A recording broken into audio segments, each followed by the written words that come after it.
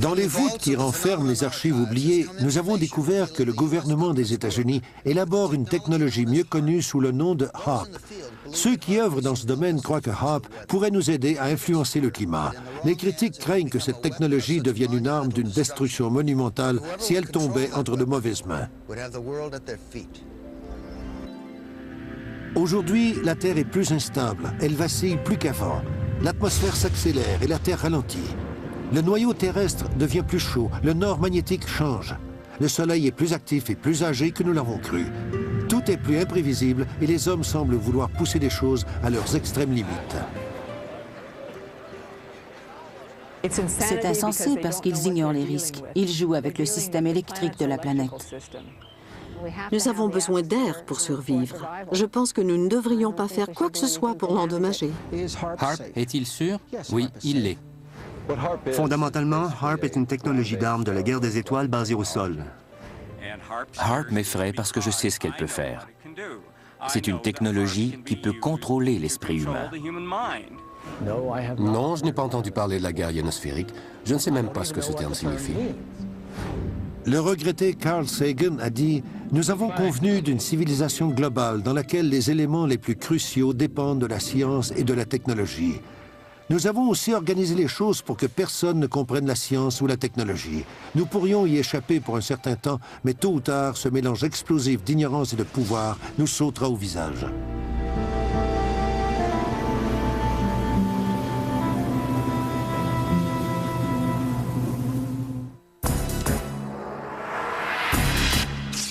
Au début du XXe siècle, Nikola Tesla, émigré serbe et inventeur de métiers dont le nom a presque été oublié, propulsera notre civilisation dans une nouvelle ère.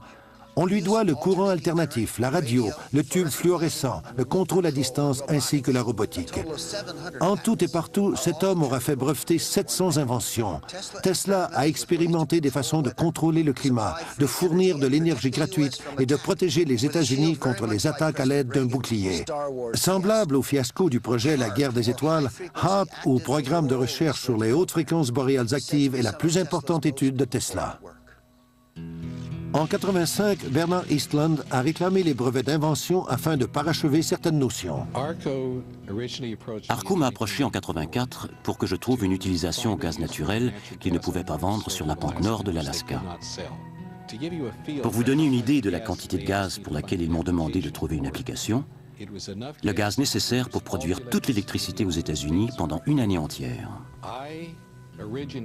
J'ai proposé quelques applications militaires et civiles avantageuses, où le gaz serait converti en électricité et employé pour alimenter des antennes gigantesques.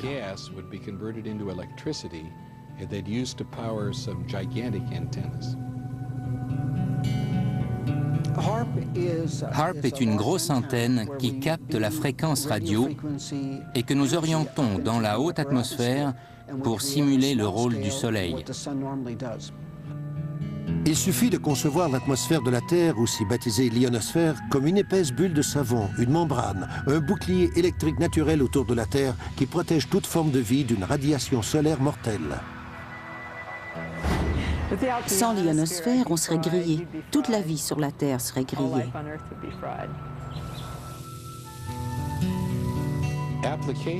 Dans les brevets d'invention, certaines applications sont controversées. On fait mention de missiles destructeurs, de contrôle et de rupture des communications. Il y avait d'autres hypothèses pour modifier le climat ou balayer une partie de la haute atmosphère dans l'espace, dans l'espoir d'arriver à détourner la trajectoire des missiles.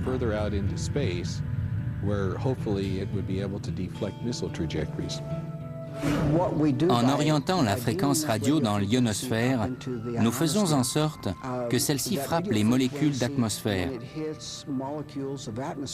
Elle a tendance à faire bouger plus vite les particules sous-atomiques, à augmenter la température à plus de 1600 degrés, ce que fait normalement le Soleil à ses particules dans l'atmosphère.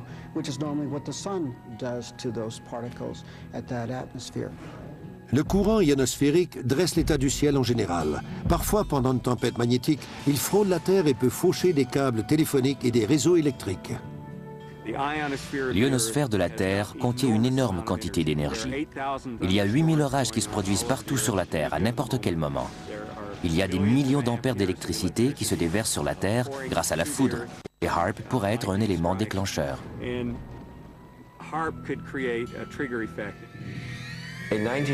En 1983, j'ai procédé à une tomodensitométrie avec 30 watts pour trouver du pétrole dans le sol.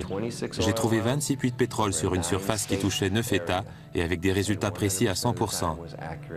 30 watts de puissance directement dans le roc, alors que HAARP dirige 1 milliard de watts dans l'ionosphère dans un but purement expérimental.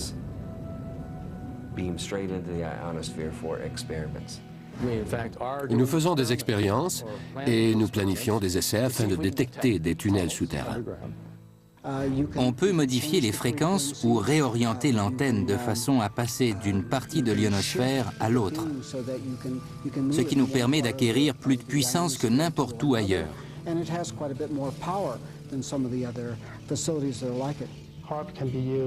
HAARP peut être utile pour explorer des mines d'or ou des puits de pétrole, parce que le signal de basse fréquence peut pénétrer plus profondément dans la Terre, dans l'eau ou dans l'océan que le signal de haute fréquence.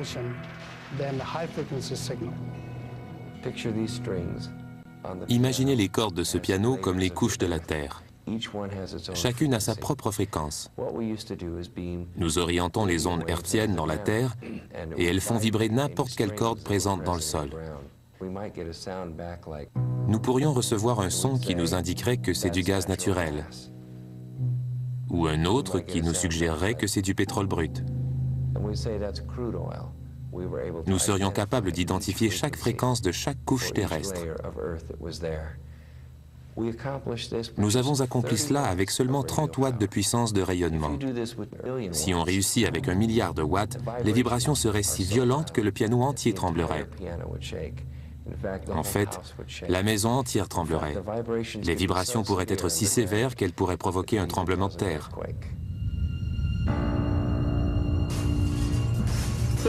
Les tremblements de terre, c'est autre chose. Nous en avons eu beaucoup et aussi de nombreuses éruptions volcaniques au cours des dernières années même. Peut-être qu'il ne s'agit que d'un cycle d'événements puisque l'histoire a connu son lot de tremblements de terre et de volcans. Mais il me semble que ça se produit plus souvent et qu'il doit y avoir quelques rapports avec certaines choses que les humains font à leur planète. D'autres spécialistes se sont penchés sur la question des tremblements de terre, remontant même au travail de J.F. Gordon MacDonald, spécialisé dans la guerre géophysique.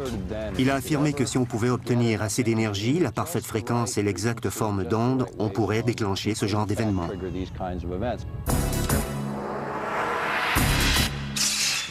Pendant 50 ans, nous avons fiché des trous dans notre atmosphère avec des fusées, détruit l'ozone avec les CFC et causé d'autres problèmes sérieux en faisant des essais d'armes nucléaires. Comment cela a-t-il affecté le climat?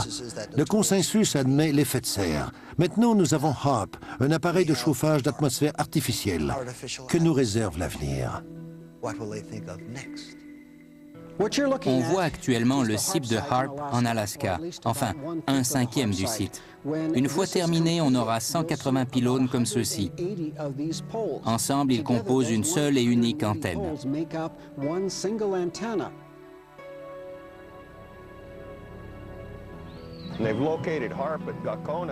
HAARP est situé à Gakona parce que la magnétosphère y est plus proche de la surface de la Terre.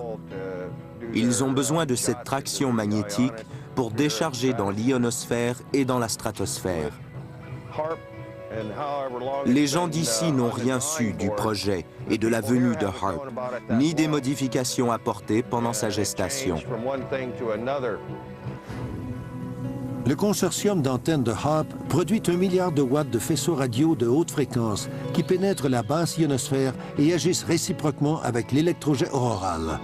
Pendant cette modification, ce faisceau balaie et stimule l'ionosphère, créant des ondes mégamétriques qui peuvent se déplacer sur de grandes distances dans la basse atmosphère et pénétrer dans la Terre pour y dénicher des missiles, des tunnels souterrains et communiquer avec des sous-marins cachés. Le rôle décrit dans le brevet d'invention de 1991 serait tel que si chacun devait tirer un missile de n'importe quelle direction, n'importe où, vers un autre point sur la Terre, il intercepterait la couche correspondante et serait détruit. Nous avons présenté ce document au cours d'un atelier, mais encore là, c'est un document de planification, et les plans tels qu'ils ont été conçus n'étaient pas inclus. C'est seulement la conception d'une personne sur ce qui pourrait se produire, ce qui ne signifie pas nécessairement que le gouvernement l'ait endossé.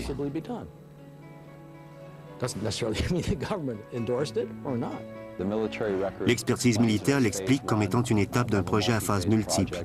Il va progresser, et c'est précisément ce qui nous inquiète.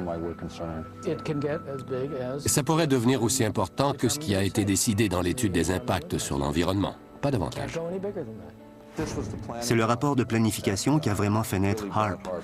Les exigences sont passées d'1 gigawatt, qui est 1 milliard de watts, à 10 milliards de watts de puissance apparente, rayonnée avec un niveau enviable de 100 milliards de watts. Il y a une limite à tout, bien que nous ne sachions pas exactement où elle se situe. Ils le reconnaissent dans leur exposé quand ils disent « Nous ignorons les résultats de l'étape suivante ». Autrement dit, on utilise l'ionosphère comme un amplificateur et comme moyen d'émission. En réalité, ce que nous faisons avec l'ionosphère est non seulement de diffuser un signal, mais aussi de l'amplifier. Nous faisons en sorte qu'il soit beaucoup plus intense, des centaines de milliers de fois plus intense qu'il le devrait. Nous émettons cet indicatif sur un grand secteur de la Terre. Ici circule ce qu'on appelle l'électrojet auroral. On y dépose l'énergie, on change l'environnement et on transforme le courant. On produit alors des ondes mégamétriques et myriamétriques. En d'autres termes, le courant ionosphérique auroral est une rivière d'électricité qui est loin au-dessus de nous. Récemment, j'ai lu dans un journal qu'ils ont l'intention de l'abaisser tout près de la Terre afin d'y exploiter une immense centrale électrique. C'est de la folie. À sa plus forte puissance, l'énergie du rayon déployée pendant 1h30 équivaudrait à celle de la bombe à hydrogène.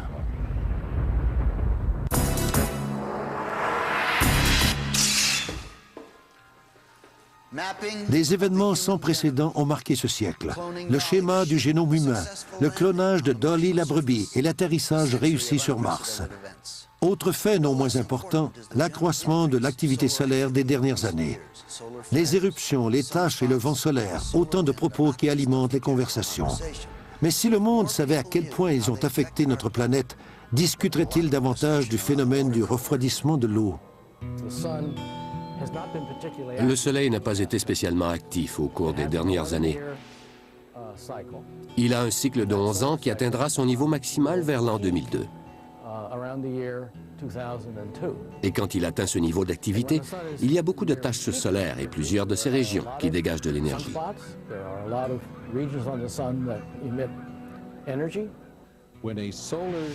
Quand une éruption solaire frappe l'ionosphère de la Terre, elle embrouille les communications radio.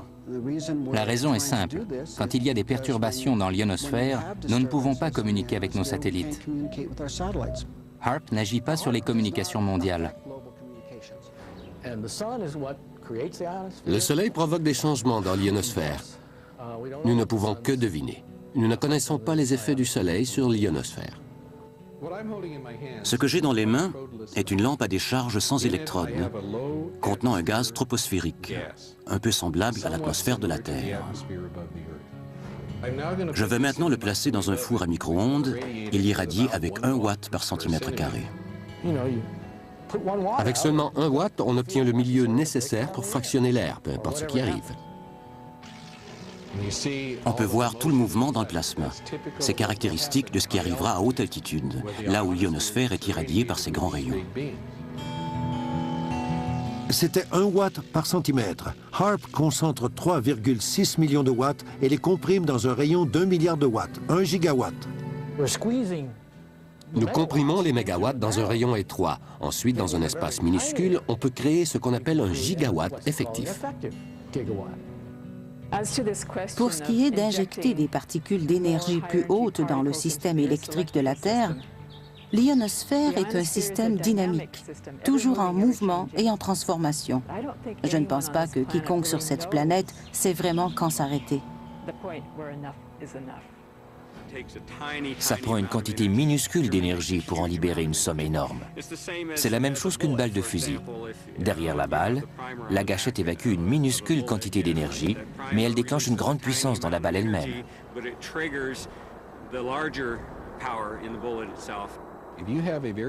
On peut placer une très petite pile dans une lampe stylo et l'allumer pour obtenir pendant quelque temps un peu de lumière.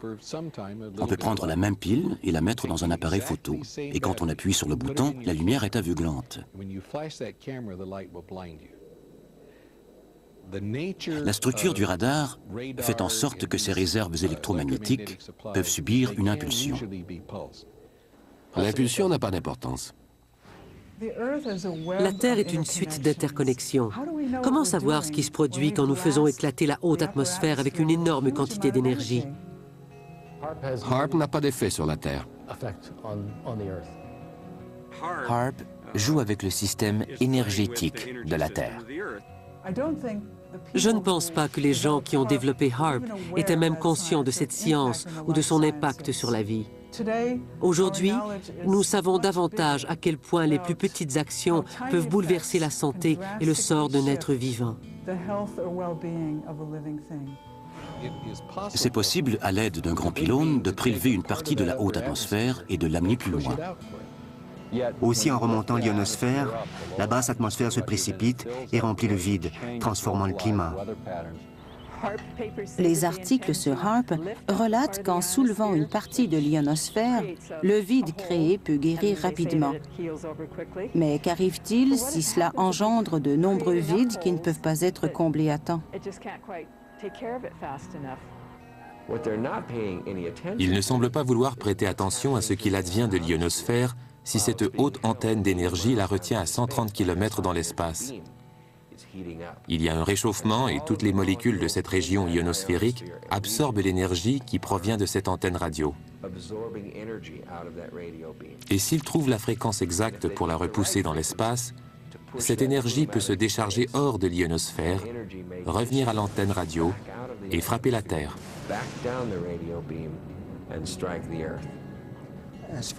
Quant à moi, la création d'un vide est l'analogie de mettre la main dans l'eau. C'est vrai, on occupe l'espace, mais quand on la retire, tout se remet en place comme avant. Si un vide signifie que la densité neutre a quelque peu été modifiée, si on veut appeler ça un vide, peut-être que c'est vrai.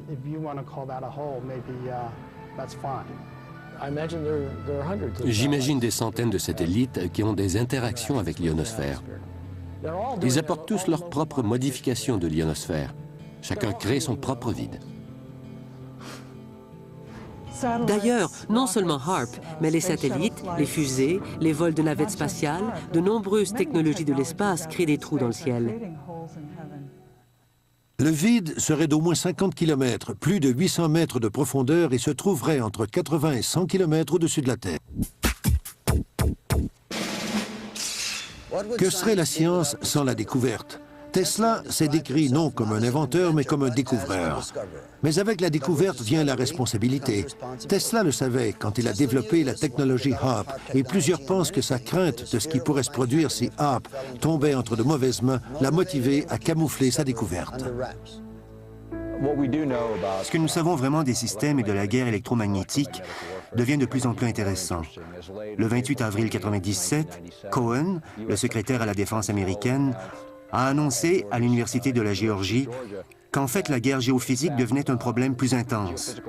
Ils ont même spéculé que des organisations terroristes auraient des systèmes qui pourraient modifier le climat, créer des éruptions volcaniques et même des tremblements de terre en employant des ondes électromagnétiques. Après avoir quitté le programme en 1987, une des dernières communications que j'ai eues avec Arco a indiqué qu'il y avait eu un contrat attribué pour évaluer la guerre ionosphérique. Ce document de l'armée de l'air envisage l'utilisation de technologies d'armes électromagnétiques pour affaiblir les êtres humains. En employant la guerre électromagnétique contre des êtres humains, on peut provoquer la maladie, l'hystérie ou le contrôle de la population. Les fréquences extrêmement basses nous affectent parce qu'elles sont les mêmes que celles produites par notre cerveau. Et quand elles se retrouvent dans notre environnement, notre cerveau essaie d'imiter ces signaux. Si ces signaux ne sont pas bons pour nous, nous risquons de perdre pied. Nous pouvons nous comporter différemment ou tomber malade. Nous pouvons nous sentir très angoissés sans savoir pourquoi. Au cours de ma recherche, j'ai découvert des symptômes associés aux fréquences électromagnétiques. L'inquiétude, la dépression, la diarrhée, la fatigue extrême, les maux de tête, les étourdissements, les sautes d'humeur, la nausée, l'augmentation du besoin d'uriner pendant la nuit, la hausse soudaine des pulsations, des essoufflements, des picotements sur la peau, des vertiges, des saignements de nez, une augmentation de la tension et des tremblements. Il y a le danger de causer le cancer ou de perturber la structure génétique des cellules. Il existe la possibilité d'occasionner des dégâts permanents, des dommages mutagènes aux futures générations, ou de causer des dommages à très court terme, comme d'entraîner l'altération des cellules de quelqu'un qui mourra des suites d'une hémorragie. J'ai découvert que de tous les gens qui m'écrivaient et m'appelaient de tous les coins du pays et qui éprouvaient un ou plusieurs symptômes, chacun d'entre eux vivait près d'un émetteur. La fabrication des armes change si radicalement en ce moment que ça équivaut à l'introduction de la poudre à canon dans l'Ouest ou au commencement de l'âge atomique. Voilà ce qui se passe avec les armes électromagnétiques. Les laboratoires Phillips sont les principaux laboratoires de l'armée de l'air pour la recherche spatiale. Et cela implique des choses comme HAARP, ou l'étude de l'ionosphère. Nous examinons tout ce dont l'armée de l'air a besoin, y compris les armes utilisées dans l'espace. L'une d'elles est de développer des projectiles faits de plasma dans l'atmosphère des étoiles et d'être capable d'exploiter cette énergie pour la renvoyer vers une cible. La guerre électromagnétique peut aussi être employée en concordance avec la guerre ionosphérique. Non, je n'ai pas entendu parler de la guerre ionosphérique. Je ne sais même pas ce que ce terme signifie. HAARP prétend qu'il ne produit pas d'armes. HAARP ne peut pas être employé comme une arme. Certains de nos critiques ont soutenu que HAARP en est seulement à ses débuts et qu'il pourrait devenir un arsenal important. C'est faux. Bien des gens ne sont pas conscients du fait qu'il s'agit d'une technologie qui appartient à l'ère de la guerre des étoiles. Mais elle est basée au sol et le Congrès des États-Unis a dit qu'il cessait de financer cette opération. Il lui donne tous les noms afin d'obtenir du financement. Je ne sais pas si c'est une répercussion de la guerre des étoiles. Dans les années 80, l'art de la technologie militaire s'appelait la guerre des étoiles. Mais à partir des années 90, ce sera la guerre électromagnétique. On ne m'a jamais demandé si c'était une répercussion de la guerre des étoiles. En lisant les brevets d'invention, j'ai pensé à des façons de l'utiliser pour la défense.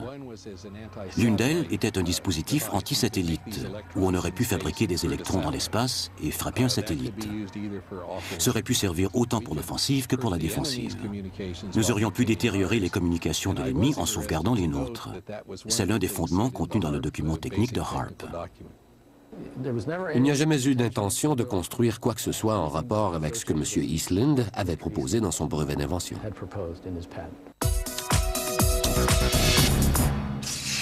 Il y a plusieurs stations HAARP, mais la plus grande et la plus puissante est située en Alaska. Du côté positif, les scientifiques prétendent que HAARP peut aider à sauver le climat. Les critiques prétendent que le programme vise à passer la planète au peigne fin afin d'y découvrir des richesses comme du pétrole ou de l'or.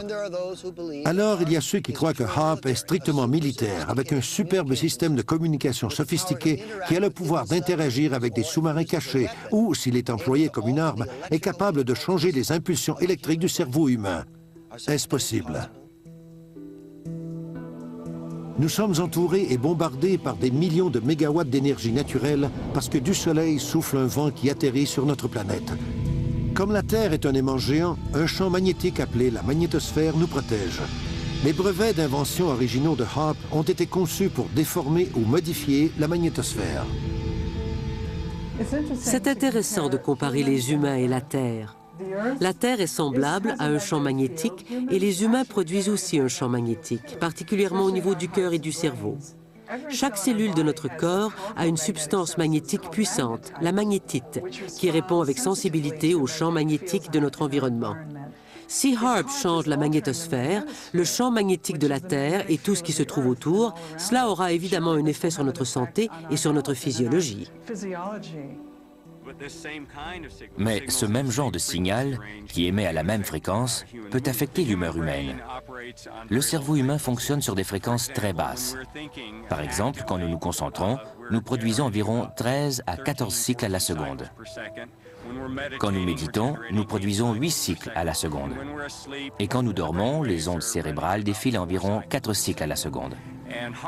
Et HAARP est capable de produire toutes ces fréquences. Ces signaux peuvent contrôler le cerveau humain, et si on ne peut pas contrôler ces fréquences et ces multiples dans diverses combinaisons, on peut contrôler toutes sortes d'émotions. On pourrait engendrer de la joie, ou de la tristesse, ou l'humeur qu'on désire. Nous sommes plongés dans les ondes mégamétriques et d'après ce que je sais, elles nous affectent peut-être. Mais ces ondes sont si minuscules si on les compare à celles-ci. La controverse qui entoure les ondes mégamétriques, des fréquences extrêmement basses qui affecteraient l'état mental des individus, n'est pas nouvelle. Elle remonte au travail de José Delgado à l'université Yale. Il a commencé à employer des implants et finalement il a constaté que l'énergie à 1/50e de ce que la Terre produit naturellement pourrait déclencher des sauts d'humeur énormes. Je connais la réaction physique, mais pas la réaction biologique. On a estimé que j'étais un enfant prodige en électronique. Ma vie entière a été consacrée à l'étude de l'effet de l'énergie électromagnétique sur l'esprit humain. Quand j'avais 13 ans, j'ai inventé un dispositif qui transmet le son au cerveau à l'aide d'ondes électromagnétiques. Donc c'est mon domaine. J'ai mené des recherches pendant plus de 40 ans et HAARP m'effraie parce que je sais ce qu'il peut faire. Je sais que HAARP peut être employé pour contrôler l'esprit humain. Je ne suis pas certaine que les gens impliqués dans HAARP sont conscients que les humains sont composés d'énergie, que les champs d'énergie terrestre et les humains sont étroitement liés. Je ne comprends même pas ce que vous entendez par énergie. Qu'est-ce que ça signifie? Les humains sont comme des boules d'énergie. Nous sommes composés d'électricité et d'énergie magnétique, tout comme la Terre. Les humains sont-ils composés d'énergie? On dit pourtant que nous sommes constitués d'eau à 90% et que le reste est électrochimique. Alors, c'est une forme d'énergie. Tous les êtres vivants sont extrêmement sensibles à certains niveaux les plus bas d'énergie. Comment la vie peut-elle être si sensible aux plus minuscules quantités d'énergie? Parce que c'est comme ça que nous sommes biologiquement programmés, en vertu des échanges minuscules d'énergie dans notre corps qui viennent aussi de la Terre. Il y a des stations de télé qui transmettent 5 millions de watts sur nous. Quand je dis nous, je veux dire que le signal est horizontal et que nous en sommes balayés. HAARP transmet en haut et nous n'en sommes pas immergés le moins du monde.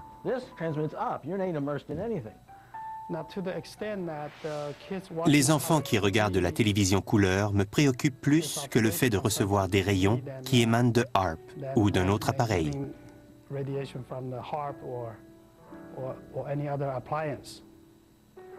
Et de nos jours, je pense qu'il y a autre chose qui est bien connue, et c'est le danger du téléphone cellulaire. De temps à autre, quand il y a une panne de courant, la plupart des personnes peuvent percevoir une sorte de relâchement. La minute où l'électricité s'en va, ils ressentent une relaxation intérieure, un soulagement de la tension, semblable à celui qu'amènent les ondes électromagnétiques, et quand le courant revient, les tensions reviennent. Nous nageons dans un océan d'énergie. Nous sommes dans une mer de gaz, une mer de particules chargées, et elles se déplacent constamment comme un courant dans l'océan, comme les courants que forme le vent dans l'atmosphère. Et nous attirons ces particules. Wilhelm Reich a attiré ces particules. Il s'est adressé au ciel et il a dit « Vous voulez que les nuages soient construits à cet endroit ?» Il dirigeait le dispositif à cet endroit et les nuages se formaient là. Depuis les années 40, il y a eu un intérêt pour les changements climatiques, puis des essais dans ce secteur. Dans les années 60, ce secteur avait avancé considérablement. Nous voyons de plus en plus de désastres. Il suffit de regarder les nouvelles et de tenir compte de ces choses. On ne peut pas prendre son Prozac, oublier et constater le jour suivant que la vallée de la rivière Ohio a été inondée. Des milliards de dollars de dégâts, des milliers, des dizaines de milliers de gens sans abri et ils prétendent qu'ils peuvent manipuler le climat. Alors dites-moi, avez-vous remarqué qu'il est fait beau ici récemment?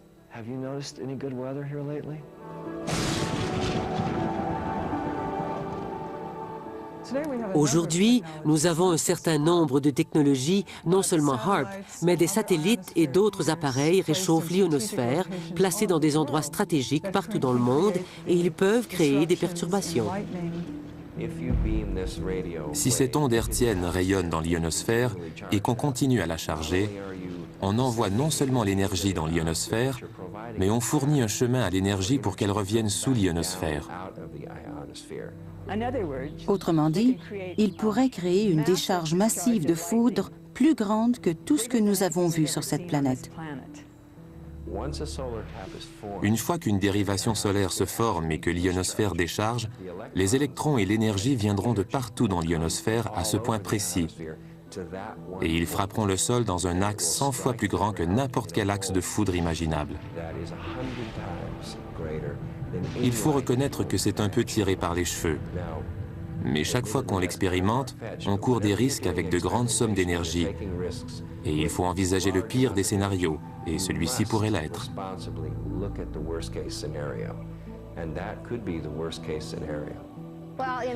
Chacun doit se rappeler que la Terre est un organisme vivant, de nombreux organismes vivants, et que les choses changent. Ne pas changer, c'est mourir. Je crois que nous sommes tous électriquement unis. Et ainsi, quand on commence à jouer avec l'électricité, tout est influencé. Les animaux sont excessivement sensibles à l'énergie électromagnétique. HAARP n'affectera ni les animaux ni les oiseaux. C'est dans la déclaration d'impact environnemental. Ce que j'ai entendu dire à propos de HAARP est qu'il peut faire un trou dans l'atmosphère. Et cela pourrait déranger la migration et venir chambarder la vie d'un village qui dépend des oiseaux pour subsister.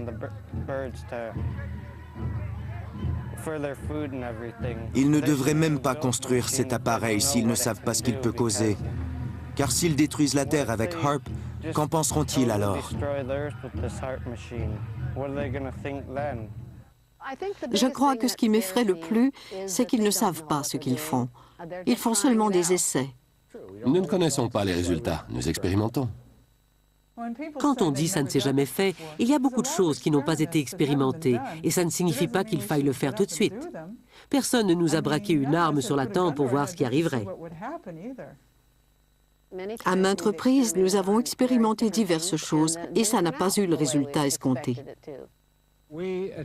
Sur Bikini, nous avons assisté au premier essai de la bombe à fusion. Et le fabricant de la bombe pensait qu'elle équivaudrait à 7 mégatonnes de puissance explosive. Elle s'est avérée en posséder 15,4 mégatonnes.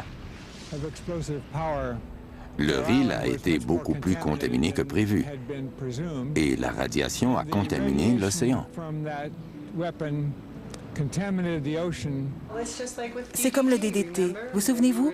On nous avait dit que c'était inoffensif. Et ils ont déambulé dans les rues à bord de camions qui ont vaporisé du DDT sur des écoliers pendant qu'ils mangeaient. Tandis que nous devrions étreindre et non pas craindre l'apparition des nouvelles sciences, des catastrophes comme celle de 3 Mile Island, Tchernobyl et Hanford nous ont appris que nous devons savoir quand retenir le génie dans la bouteille.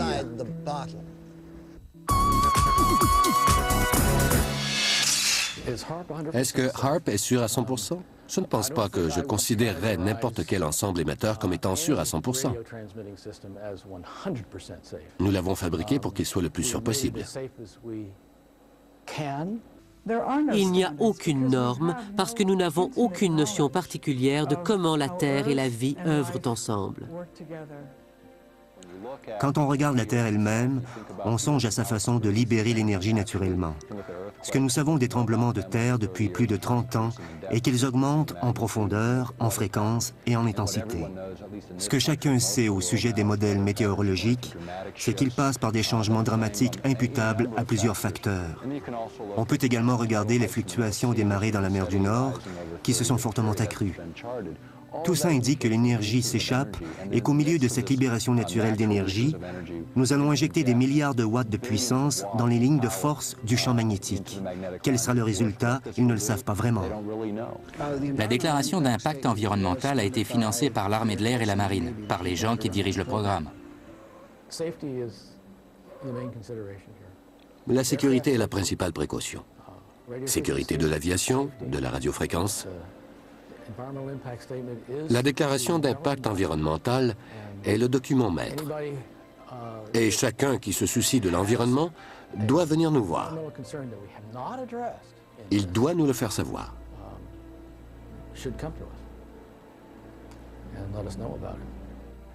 En dehors des autorités militaires, il n'y a aucun comité scientifique indépendant impliqué dans ce projet pour en étudier les impacts.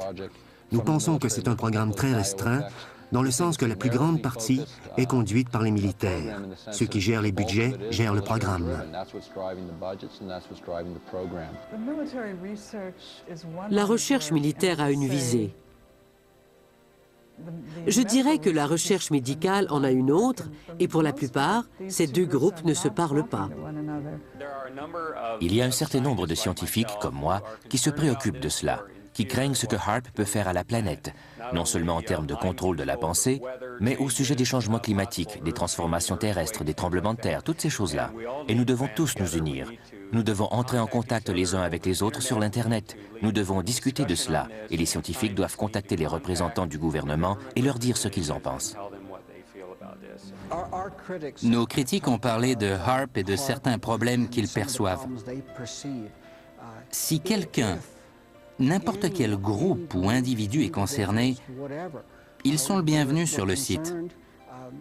Ils sont invités à réunir une équipe indépendante d'experts pour venir sur le site et passer en revue ce que nous faisons. Nous n'avons absolument rien à cacher. Nous devons amener des gens de toutes les conditions sociales à étudier les impacts probables de cette technologie. Nous ne connaissons pas les effets. Je suis inquiète parce que les gens qui comprennent que la vie est un tout ne sont pas les gens qui prennent les décisions au sujet de ces expériences sur notre ionosphère. L'air que je respire est le même que chacun respire. L'eau, l'air et la terre, c'est la vie. Faisons ce que nous devons faire pour la protéger. Comme organismes vivants, nous sommes accessibles et nous ne pouvons pas tirer une ligne entre là où s'arrêtent nos limites et là où celle du domaine du non-être commence. La Terre est un organisme vivant. Elle n'est pas à l'extérieur de nous. C'est une partie intime de ce que nous sommes et quand nous la détruisons, nous nous détruisons nous-mêmes. Si quelqu'un a un problème, qu'il nous le fasse savoir. Et s'il s'agit de quelque chose que nous aurions dû déclarer, bien sûr, nous le dirons très haut. Aujourd'hui, le problème, c'est que les gens ne font pas confiance au gouvernement. Et ils ont raison, parce qu'à plusieurs reprises au cours des dernières années, on ne leur a pas dit la vérité.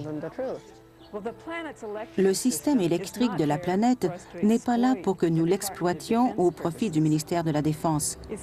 Il fait partie d'un tout, de l'harmonieuse organisation interreliée qui supporte toute la vie sur cette planète.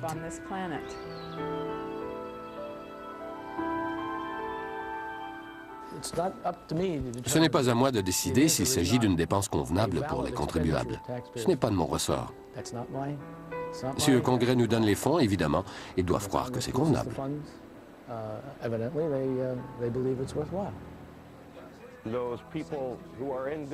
Aux gens du gouvernement qui me disent souvent qu'ils suivent seulement les ordres, ma réponse est celle-ci. Heinrich Himmler aussi suivait seulement les ordres.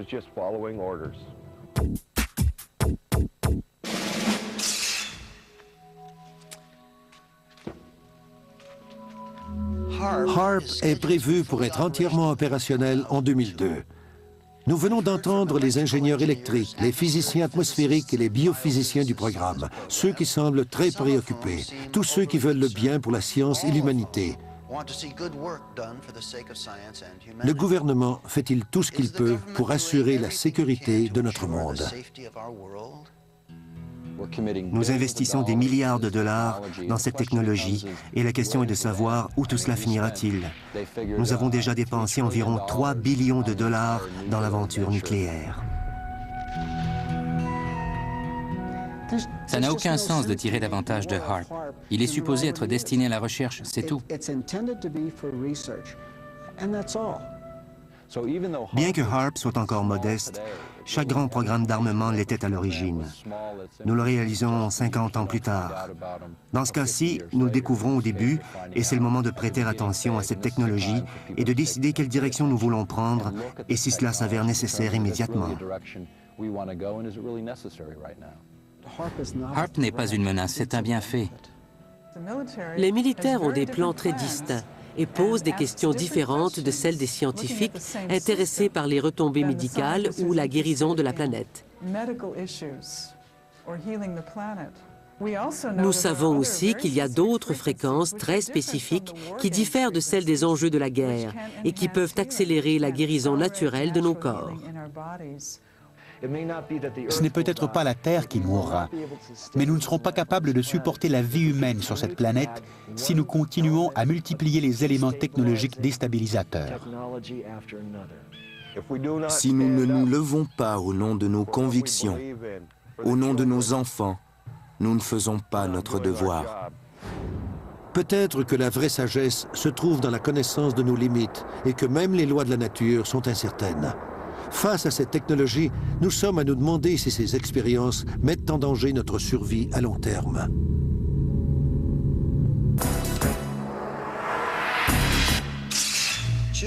Choisir le sexe de nos enfants, cloner, modifier le climat, tout ça viendra bientôt. Mais au moment d'arriver à comprendre les principes de base de l'existence, comment nous protégeons-nous contre nous-mêmes? Par exemple, nous ne savons pas combien d'ogives nucléaires flottent autour de l'Europe de l'Est. Et il s'agit d'une technologie qui date de 50 ans. Je ne sais pas pour vous, mais moi, je ne veux pas finir ma vie dans un pareil endroit. Je vous ai parlé des catacombes qui abritent les archives oubliées.